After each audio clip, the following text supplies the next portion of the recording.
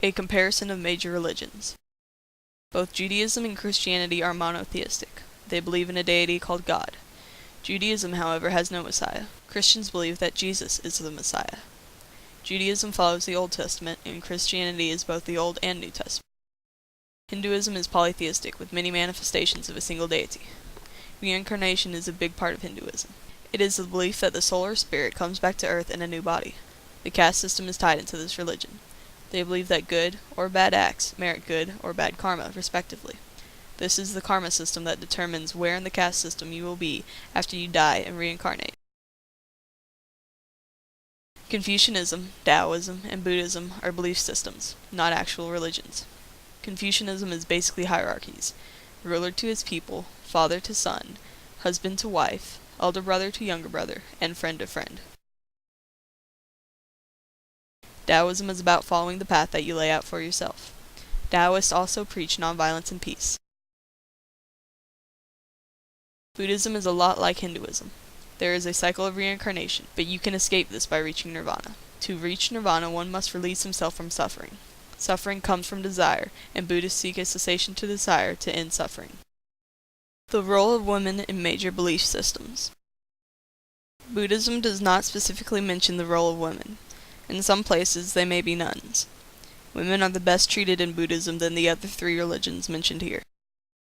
In Christianity, Jesus preached equality.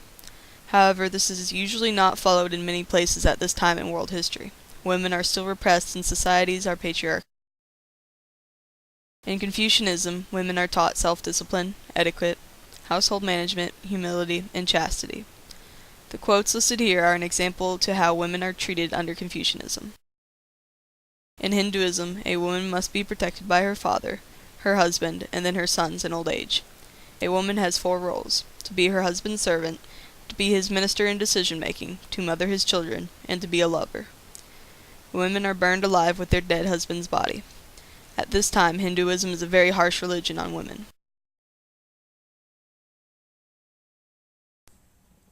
The collapse of the Roman Empire was felt much more severely in Western Europe. After the empire's collapse, the center of power and knowledge shifted to the eastern half of Europe, as Roman legacy was continued through the Byzantine Empire. However, the western half of the former empire deteriorated into decentralized Germanic tribes. They did not have a central government, simply loose alliances with one another. Western Europe lost precious knowledge and technology in this period known as the Dark or Middle Ages. China fared far better after the collapse of the Han due to their preceding imperial tradition, ancient values, and class structure. Because of this, China had former structure to fall back on and was able to revive from their collapse. Rome, on the other hand, never recovered. The caste system of India began with the separation between the light and dark-skinned people in the ancient system of Varna. This was the predecessor to the modern caste system of India. The different castes, or classes, were separated based on the body of that primordial creature, Purusha. From the head came the priest or Brahmin class, the warriors and aristocrats from the arms, merchants, farmers, and artisans from the legs, the landless peasants and serfs from the feet, and the untouchables as the lowest were not even listed on the scale. These untouchables had the darkest complexion in India. Mesopotamia, as a patriarch society, was known for its formal class structure, with the free landowning people at the top, then dependent farmers and artisans, and at the bottom, slaves or people in debt. This is very similar to the Varna system. Like Mesopotamia, other earlier civilizations had similar but less distinct stratification. The societies and cultures that settled and created cities began to be seen more after the agricultural revolution. The societies and cultures that did not settle were nomadic and tended to hunt and gather and have healthier, more diverse diets.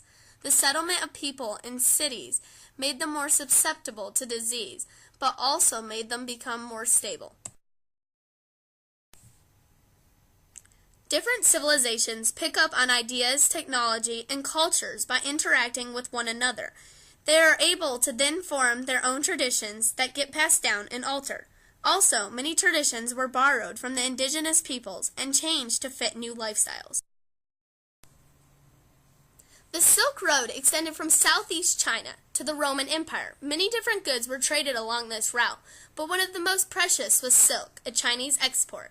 Many other products were exchanged, including ideas, but also several diseases as well. Trade in Africa.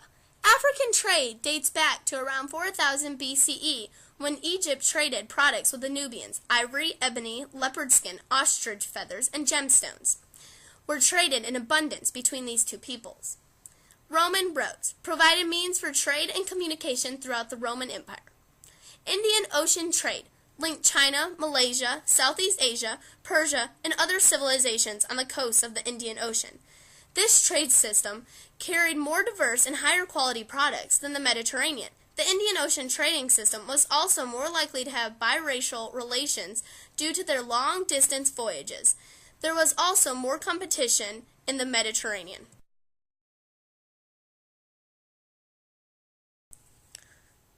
Also called the Agricultural Revolution and Bronze Age, the Neolithic Revolution began when nomadic peoples were able to successfully cultivate plants, allowing for the permanent settlement of an area with suitable conditions.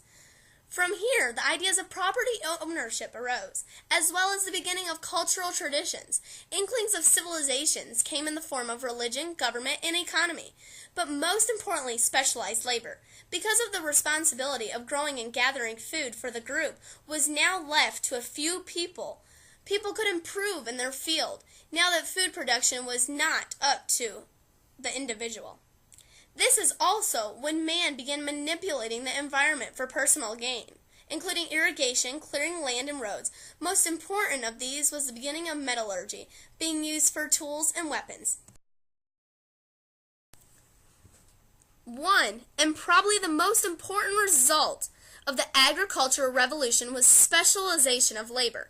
People no longer had to worry about putting food on the table. They now had time to improve in their chosen field. This access time also allowed for many aspects of culture to rise, including religion, written languages, and trade. The patriarchal system was often present in the households of many families. It refers to the eldest male's dominating control over the decisions made concerning all aspects of the family. This system can be attributed to the male's physical superiority over women, which then spread to other realms of the society. In early civilizations, eyes were being opened to everything around them, and interaction with the environment and other people was just beginning. Sense of self was emerging into a form of culture and spirituality, and growth was the process of manipulating the environment. The big importance of bronze and iron was for the use in the military. This allows for stronger weapons and armor that could defeat less sturdy wood and cloth armor that was widely used in early times.